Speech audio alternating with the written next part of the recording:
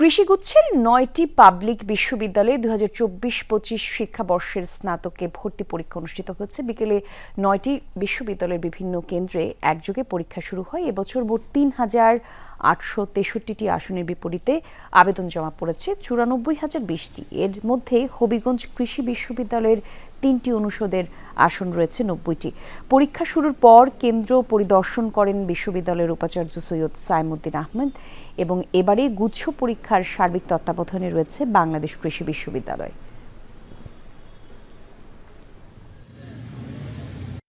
সবগুলাই মোটামুটি ঠিক হয়েছে, কিন্তু আউট অফ সিলেবাস অনেকটা প্রশ্ন আসছে আর কি। আমাদের বায়োলজিটা ইজি করছে আর ইংলিশ ইজি করছে, ফিজিক্সটা একটু টাফ হয়েছে। উপস্থিতির হার অত্যন্ত আশাব্যঞ্জক 85.6%, যেটা গত বছর 50% ছিল। এই বছর এটা অনেক ইমপ্রুভ করেছে।